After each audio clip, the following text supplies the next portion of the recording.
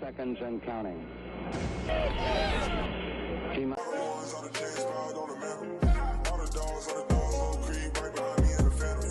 Hey guys, what's going on? Welcome back to another video.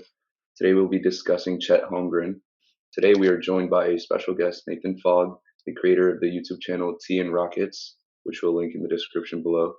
Nathan, could you introduce yourself to those who don't know you?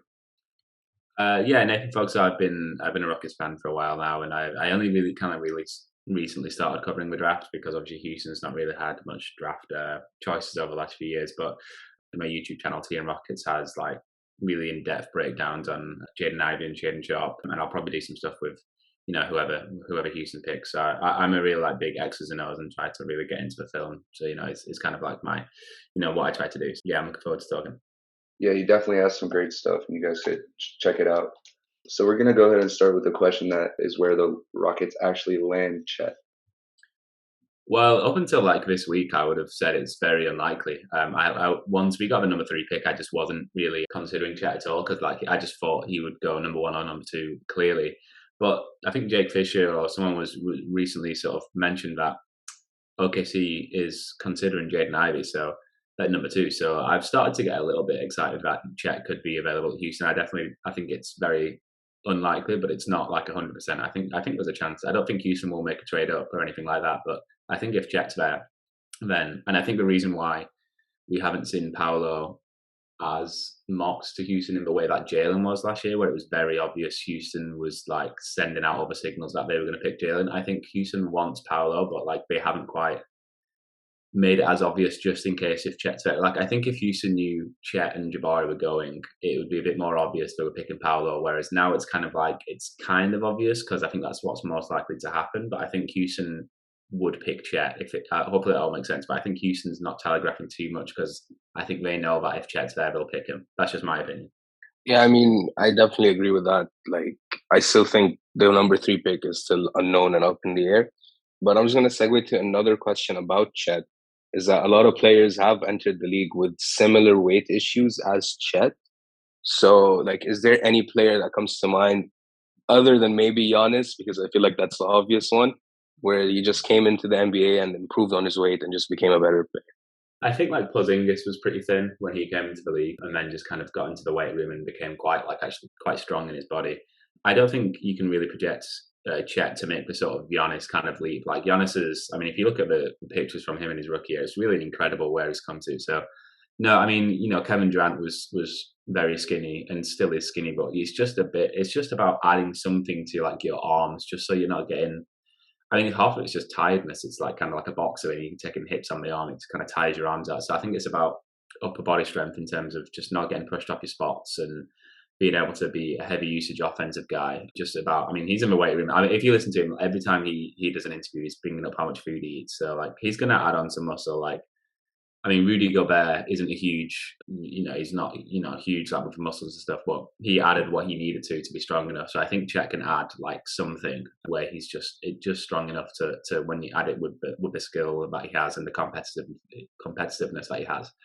But I think he'll get to a certain level where it helps him, even if he's going to look skinny or pretty much all of his career, I would say. I mean, yeah, that makes sense to me. You don't really need to add like the crazy muscle that Giannis had, but you can still add enough strength to where you're okay, like Gobert. So you brought up Porzingis, right? So I was wondering, who does Chet play like the most similar to? I know comparisons are hard. Some people bring up Mobley and stuff like that. So who do you think he plays most similar to that we've had in the league? That's an interesting one because I don't think we've had someone like him who can be a rim protector and be a perimeter player. So, yeah, I mean, Mobley's kind of similar, but Mobley for Cleveland kind of is in the corner a lot. Like Cleveland players, to say they have these 3 bigs, and it's this very interesting lineup. They play basically spread pick and roll with Allen as a rim runner and Larry Markkinen basically just as a shooter. And Mobley's kind of hidden a little bit in the strong side corner, and like he can attack from a corner and he can shoot the floater, and like they work him in. And then when Allen's on the bench, he'll become like the rim runner himself. But Chet's someone who you can really just give the ball to at the perimeter, so from the top of the key and in early offense. So those types of players are usually stars, like your KD or whatever, because you're asking them to take on such a heavy offensive load, and you just don't see them. Like with KD, he was kind of a rim protector for Golden State the last couple of years. He played the five a lot, but I don't think there's really been a player who is just so fluid on the perimeter and yet is going to be anchoring the defense. I think there's all these talks of unicorns over the last few years. I think Chet basically is as close to that as we would actually get. I mean, Rudy Gobert with a 3-point shot is the ceiling here, and I don't think we've seen that in the NBA yet. Yeah, I mean, I definitely agree that there's definitely some sort of unicorn like prospect in Chet. So like this will lead me on to my next question. With other prospects, you said that there's a lot of misconceptions regarding their game. So for example, for Paolo, a lot of people like underrate his defense a little bit or overblow his defensive concerns. For Jabari, it's the same thing. A lot of people overblow his handle. So do you think there's something about Chet that's overblown or just a misconception about his game? It's like a weakness that you think is overblown. I think it's what he'll do on the perimeter. I think that people see. I think the biggest misconception is how people. It kind of depends how you've seen the Utah Jazz losses in the playoffs, and how you kind of view Rudy Gobert. Because if you watch the games, Rudy Gobert is a good perimeter defender. He wasn't earlier in his career, but he does well enough on the perimeter. Like, yes, he will get blown by a couple of times and someone will take it to the rim and it'll look bad, but he's still going to keep you on the perimeter a lot of times and just stay with you and kind of block from behind and shepherd you and funnel you away from the rim. So like, but because Utah didn't have any other players around him, once there's nobody to funnel to, there's no weak side shot blocker, there's nobody else on the perimeter, and he can't do it all by himself. So like, I think the misconception comes from thinking that if you can just bring out in a 5-out offense, your rim protector like Rudy and like Chet would be, that he's just going to be so weak on the perimeter. But if you gave like Rudy Gobert, Robert Covington on the weak side, and then someone like a Marcus Smart, who aren't star, we're not talking about star players here. We're talking about basically role players, but like their defense would be so much better. So I think Chet will always be good enough on the perimeter as long as he has players behind him. Because at the end of the day, if you're bringing out your rim protector to guard the perimeter, then you're taking away a strength. Like we've talked about Chet with Şengün, with some of the guys I've talked to, and yeah, it's good for Şengün that Chet can help on the perimeter and kind of protect Şengün. But at the end of the day, like you do want Chet at the rim because that's his best skill. It's kind of like drafting Malachi Branham and telling him not to shoot threes. That's kind of what he does. So like you want Chet at the rim, and I think you try and find ways to do that. But at the end of the day, if you're playing a playoff offense, they're going to try and put him in spots. So the biggest misconception to me in the sentence is just that him and an archetype like Rudy Gobert, they can defend the perimeter. It's just about what players you have around them, because hopefully people are learning from the playoffs this year. But it really is about team defense and having no weak link, and having someone with Chet's offensive skill set who isn't a weak link anywhere is huge. So you brought up Şengün. So what do you think a long-term fit between those two would be together? Because there's obviously the defensive questions. I really like the offensive upside there, so I just wanted to know your thoughts on their fit together. Yeah, I mean, I don't think it's ideal. I don't think it's perfect, because for the reasons I just kind of said before, that I think you need a better weak side sort of rotator next to Chet. But it would certainly be an interesting experiment. I mean, I think if he did that next year, it'd be really bad. I think like there's a world where Houston drafts Chet and he's the best player in the draft, but it takes a few years, and then they come out next year playing Tate at the 3, Chet at the 4, and Şengün at the 5, and that's probably going to be like the worst lineup in the NBA, and that's great because we can tank again for like Wembanyama or for Scoot Henderson. So I think it would be some real growing pains, but Şengün is a very smart player, and at his best, he can be very disruptive, where he's using his arms and he's getting deflections. And I've started to question, and I was sort of looking at Mark Williams as well for his play with Paolo Banchero, but I was thinking about this for Houston, whereas if you play Şengün in aggressive ball coverage, a pick and roll ball coverage, which is kind of Houston has flirted with at times, where you're hedging hard, you're showing on the offense.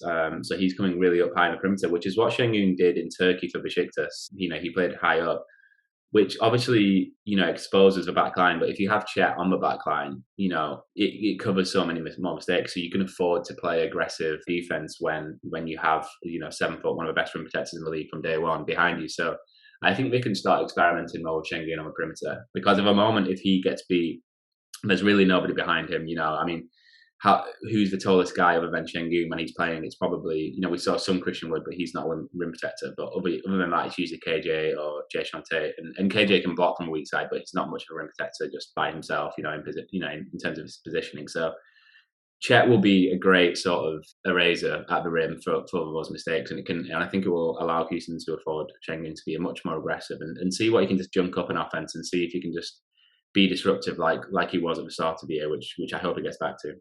Yeah, I mean, I definitely agree about the part where we can just take Chet and then play him with Şengün and Tate at the 3, and then just tank again for Wemby. Yeah, that's just gonna lead me to my next question. Pretty much, is that like, if you take Chet this year, what would make you go like, oh, okay, wait, maybe we shouldn't take Chet because there's Wemby? Or would you just rather match them up together in the same team and just see how insane that goes? Yeah, I mean, I think we should do that anyway. I think that would be very fun. But no, it just doesn't come into the equation. I mean, the odds of getting Wemby are 14% at best. So 86% of the time we're not going to get him. I think just next year, and also even if you got Wemby, like the number 1 pick, the haul you would get for trading out of it would be probably unprecedented. So, or trading Chet if you just thought Wembanyama was better than him, which he probably is, definitely is a prospect. So no, I'm in. Next year's top 5 is going to be insane, and I think Scooter Henderson is like, if it wasn't for Wembanyama, everyone would be so excited about Scooter. What he did in the G League this year at times was incredible for a 17-year-old. So I'm so high on Henderson.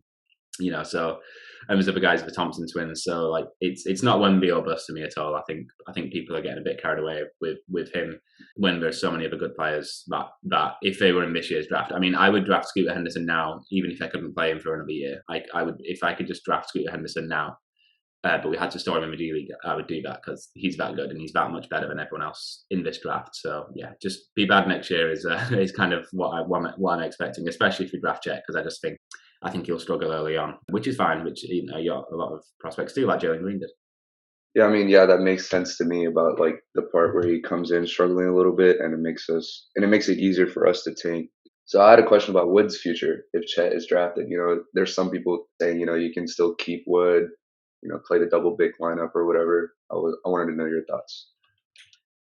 I don't see it happening. I just think I think in an idealized version of Wood, that could work, yes. But I think we have to recognize by now that's not the Christian Wood we're getting. We're getting a Christian Wood who's going into a contract year, who, deservedly, rightfully thinks he's probably the best player on the team, because most of the year he was. I mean, Jalen might have already overtaken him on that, but, this is someone who's going to want his shots, whereas, and I want Houston to run plays for Chet kind of off screens, because Chet's such a good off-ball weapon with his movement and his shooting that some of the players that they should run for Chet, they should really kind of have run for Christian Wood. I actually thought we should have ran more off-ball 3-point plays for Christian Wood this year. So if we start doing it for Chet and not for Wood, that might cause some friction, because it's kind of who's getting their shot. So I just don't, the mentality-wise of it, the hierarchy-wise of it, I don't see. I mean, the basketball fit, I think, could work. I mean, obviously we'd give up a lot of points in the paint, but that also comes from not having perimeter defenders because we're a bad team. So, I think it's more the hierarchy, because and the difference between Chet and Christian Wood. So I was just watching Mike Schmidt's ESPN film study with Chet, and he's just so smart at reading the defenses that in a way that Christian Wood just isn't. Christian Wood just wants to switch on a screen and take his guard down into the post. But when you listen to Chet speak about a play, he's looking at the stunt defender at the nail. He's looking at what's his screener doing. Is he flipping the screen? Is the defender going under? And he's going to have 5 different reads off every different play. And he really studies the game, and he really just has that knowledge of the game in terms of what to do and how to read the defense in a way that I don't think Houston has many players like that, actually. So I'd be very excited for what it would do for kind of the IQ of their offense. And I think the difference between Wood and Chet as kind of 2, 6'11", 7-foot guys who can shoot, I think the difference in their reading of the game and their intelligence on the court, it would be quite apparent pretty early on. I mean, yeah, it's definitely going to be a weird fit of Christian Wood and Chet Holmgren, in my opinion. That pretty much brings me on to my next question is, do you think Chet makes who's the person or who's the player that's going to benefit the most from us drafting Chet? So is it going to be Kevin or Jalen or whoever you think it is? That's a good question. I think maybe Şengün, because it might take some pressure off him. But it's such a risk, because I think that's really 50-50, how that goes. I really think that's 50-50. I think it will be Jalen, because I think the 2-man game, Silas likes to run early offense, so like we'll have these drag screens and trailing bigs, and Chet as a trailing big is just going to be an absolute beast. He's never going to be rim running, he's never going to be kick ahead passes to him, he's going to just be behind the play, and that's going to help Jalen so much because he's going to be rounding the corner on these screens. We'll go into 2-1 action or Chicago set, and he's going to get the ball on the wing and curl around, a Chet screen. And now you have Chet rim running or popping for a free or flaring off and setting a second screen, some sort of screener action. Like the versatility in what we try to do in our offense, like Chet just fits perfectly.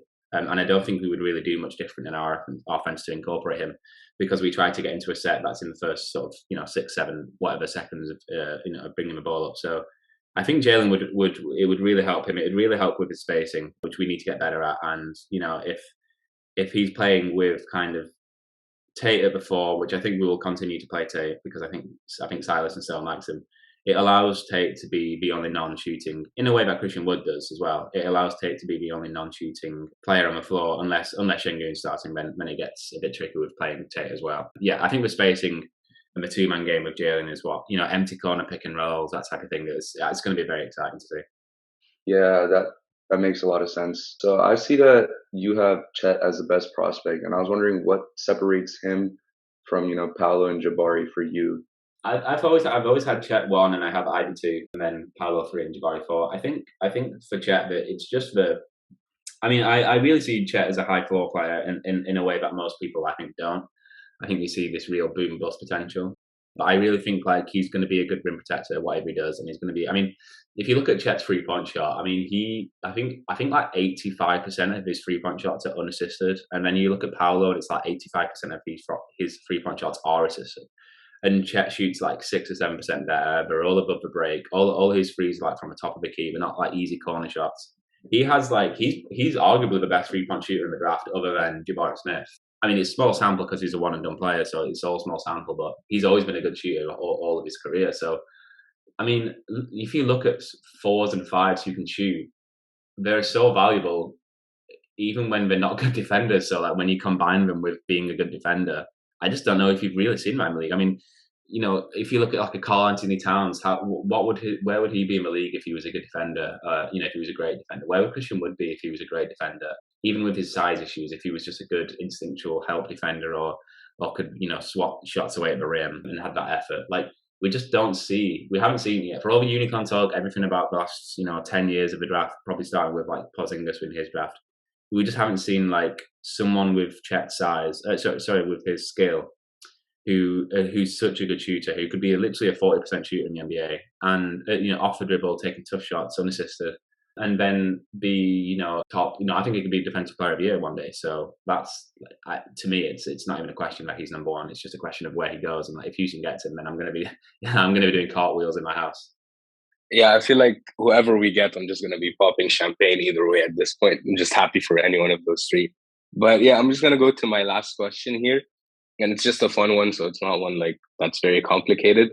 If when we draft Chet Holmgren, we're gonna have the duo of Jalen Green and Chet Holmgren. So can you think of like any comparisons for that duo, past or present? Like they don't have to be playing right now; it could be anyone. Well, I think it's not the most sexy fun one, but I think they will try and run it like we did with a simplistic version of Luka and Porzingis. Silas obviously ran the offense in Dallas, and he was a big architect, and they really have copied the Dallas offense. Just we don't have a great playmaker like Luka or great shooters like Steph Curry and Tim Hardaway Jr. But they run the same sets. Like if you watch Dallas and Houston play each other, it's like the Spider-Man meme where they're pointing at each other. They're just copying the same set, except Dallas runs it way better. So like yeah, it's the early offense. It's stagger screening. It's it's two big men above the break. So I think they'll try and get that sort of 2-man game. But it's just whether obviously Jalen won't be the on-ball playmaker all the time. But I think we will see Silas use Chet like he did with Porzingis, and that will probably mean trying to get a rim runner next to him because Silas likes 2 bigs, which he obviously went away from at one point last year. But I wouldn't be surprised if he goes back to it at some point with a more traditional rim running big. So I think I would look at how Porzingis played in Dallas when Silas was there, so the 2019-20 season. If you want to kind of get a sense of the sets, I think we would use. So you brought up Porzingis here. I think that Porzingis is not really that good of a playmaker or passer. And no. I feel like something that's really underrated in Chet's game is his playmaking / passing. I feel like he's always making the right pass. So I was just wondering what you think about Chet's playmaking and passing. Yeah, it's a good point. Yeah, Chet is definitely like a better playmaker, or projects to be anyway. Yeah, I mean he can pass out of the elbow, he can do handoffs, which Houston likes to incorporate in their offense a lot, and he can kind of pass out of the short roll. You know, he has a nice spin move where he can spin, puts the defender on his back, and then can kick out to the corner. It kind of goes to what I was saying earlier about his basketball intelligence and how he reads the defense. You know, he knows his shooters. He knows who's next to him, who's going to get guarded, who isn't. And if he sees someone helping off the wrong man, he's going to hit that guy. He's going to hit a shooter. He's just so smart at that. And knowing your personnel, knowing your team, and knowing the defense is like really important. So he's going to have an awareness of, you know, if a defender just sags too far, because the thing is he brings the ball up in transition, and some players, you know, this has kind of been in vogue for the NBA for the last few years, so to let anyone do it, and Houston lets Christian Wood do it, and it's impressive, but he's not actually that good at it. But I think Chet could genuinely be good at it, and he causes so much panic in defenders because everyone wants to collapse in the paint because you have this 7-footer running at you, kind of like Giannis, but obviously, you know, he's not, he wouldn't have that fear yet because he's not strong, but you can see it in college where defenses just collapse and they move away from shooters they shouldn't be moving away from because they just need to get in front and build a wall. So when they do that, he can really kick out, and he knows exactly who to kick out to. So like, yeah, he's a smart playmaker. I don't think he's going to average like, you know, 5 assists a game like Bam Adebayo or anything like that. But you know, just making those sort of reads and punishing defenses for your help is something he can do. Yeah, I feel like that's definitely the most underrated part of his game, his playmaking. I feel like people don't really consider it when they're talking about him as a prospect. And yeah, I think that those are all the questions we had. Thanks for coming on. And if there's anything you'd like to plug, or you know, anything that you'd like to tell the world about, you can go ahead and do that. No, thanks for having me. Yeah, I mean, I guess just follow me at Nathan Fogg 1. I'm going to be doing a lot of X's and O's content this year, and whoever we draft, I'll probably be doing lots of stuff on them. Yeah, no, thanks for having me, guys. I'm not getting my hopes up too much with Chet because I don't think he'll be on the board. But whether it's Chet, Paolo, don't sleep on Ivy, or Jabari Smith, then I think Houston's in a great spot. Thanks for coming on, man. It was nice talking to you.